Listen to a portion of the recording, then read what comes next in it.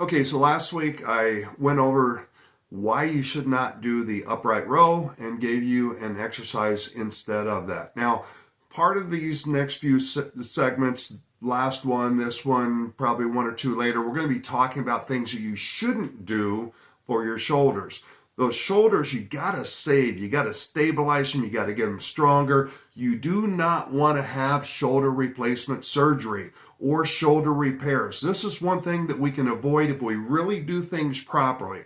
So today we're going to talk about why you should not do the behind the neck pull down and instead do a front pull down, and then I'm going to talk to you about how to do it properly and get the most from it. Now, the real reasons why we don't want to do that behind the neck pull down. First of all, it's creating this forward head position.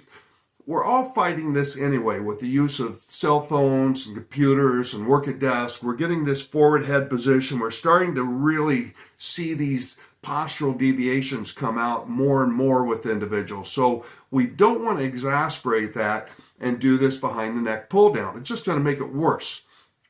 The other thing is this, is when you do the behind the neck pull down, you get a rotational force in that shoulder. That places a tremendous amount of stress on that rotator cuff. Again, that's what's going to lead to injuries and tears down the road, so we want to avoid that at all costs. By doing the front pull down, we avoid that rotational force as long as you don't pull that bar really much lower than below the chin or the upper chest at the very most. I see so many people do this movement where they push down in front of them. That's not what we want to do. That's the wrong way to do it. You're rotating those shoulders, placing stress on the shoulders are going to cause damage to them over the long haul. When you do the front pull down, a couple things to remember. So are we trying to work the back?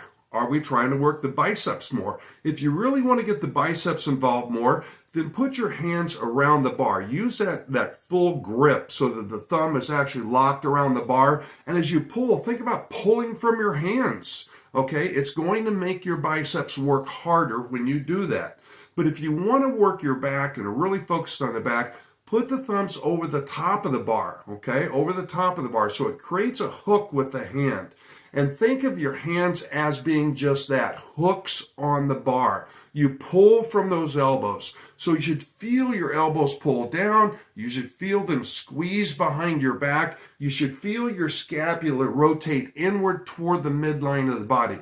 And so when you do this, you're going to get a whole lot more work out of doing that front pull down. And again, when you pull down, pull just below the chin, because that's really where the elbows are going to stop. They're not going to go any farther. Any farther, we start rotating the shoulder. And again, that's what we want to avoid. So get to this point, go up, get a full extension. Now, when you extend, let it extend, okay? Not just at the arm, but at the shoulder as well. Let that weight really pull and tug you at the top, and then pull from there as you pull down. You get that full range of motion. It's so much better for those muscles in developing that nice V look that we're really looking for. So a lot of the focus has to be in your mind. You got to visualize this work. You got to think about where that pull is coming from, and you got to really, really concentrate on that. Now, one last thing that I see is I see people doing this really, really super wide grip, like grabbing the very end of the bar. Nah, that's not good for you. Bring the hands in a little closer. At the bottom of the pull, your forearms should be pretty much perpendicular to the ground. So wherever your hands need to be placed to achieve that, that's really what you want to get the best biomechanical advantage. So keep these tips in mind. This is a simple movement, but it's one that I see so many people doing incorrectly in the gym, and it just makes me cringe when I see this. It's just like, oh man, don't do that. It's bad for your shoulders. So do that front pull down, not the behind the neck pull down. Get those hands in a little bit closer and really concentrate on just pulling down to the point that the elbows stop. And I'm telling you, that'll give you the most amount of bang for your buck. Now, as always, if you have any questions or anything I can help you out with specifically, my email will be listed at the end of this video, so don't hesitate to send me an email and ask me your question. Doug Warner, Ripken 60. The overgrip front pull down is one of those movements that we do a lot of in the gym. I also see it done incorrectly. The two things that are most important: one, don't get your arms too wide. Your forearms should be fairly perpendicular to the ground at the bottom of the pull for a maximum position. I see this wide grip puts a lot of stress on the shoulders and causes injuries. So I'm going to tell you not to do that. Secondly, when you do the movement, all you're going to do is just tilt your head back, hold the bar very closely to your face, right to your clavicle, right to the collarbone, okay? Keep the body upright, don't curl forward, don't pull the bar down in front of you. Wasted movement.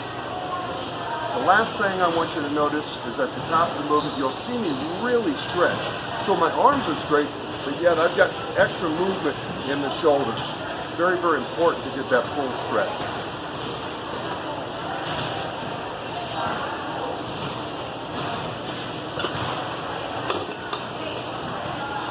So again, all I'm going to do is I'm just going to tilt my head back, and I'm going to pull the bar down right below my chin.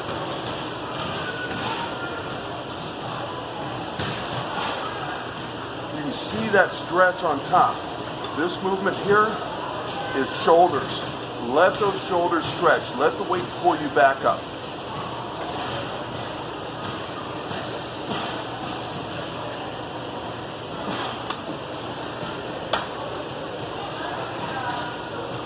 Now a couple other pointers on this movement is as you're doing it, concentrate on pulling from your hands. Your hands are hooks.